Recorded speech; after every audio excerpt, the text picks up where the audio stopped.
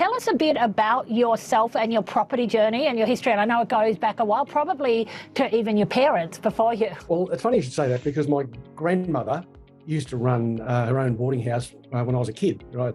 So she actually paid for her home in Petersham by having boarders in the house. I can talk about when I was like 8 years old. So it's something I wasn't unaccustomed to. I had a 44-room boarding house, 3 large developments in Elizabeth Bay. And to that end, you manage them all yourself, the co-living rooming house arrangements? Yep. Absolutely. Yeah, number one, property managers are scared of them. They actually want to charge you 12 to 15% to manage a rooming house or a boarding house. And frankly, that's completely inappropriate. If you manage them correctly, it'll cost you nothing. If you actually leave it to a property manager, you're probably not going to get the right tenants. You're not going to get the right culture. You're not going to have a happy outcome from Frank. Anyway, so I did the reno. It cost me $750,000, and it's been making about $1,000 a week basically since we finished it. So, in fact, it's doing about $1,200 a week these days. So that's it's been great. Cash flow positive. Yeah, so it's been a good result. That was number one. That worked well, and obviously not so bad that you went and did it again.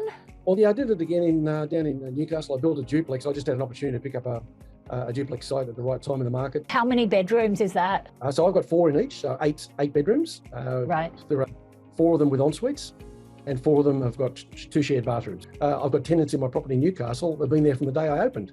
3 of them have moved in and have never moved out. That was nearly 2 years ago. And you're also paying it forward now, and it's a bit of a legacy for your younger son, because he's now set up in his own rooming house, and he'll live there, but all the other rents will pay his mortgage. Yeah, well, pretty much about 75% of his costs are going to be paid by the rooming house model. So he's going to be paying a fraction of what he was paying in rent. What is driving you? Why are you doing what you're doing in property? What's your big why? I think being able to both add value to underutilised assets and provide a service to the community. The other thing is that teaching my kids how to basically utilise assets correctly. I have no sort of desire to stop doing it at all. So it's just something that's burned in me for 40, 50 years now, and I just love working with property.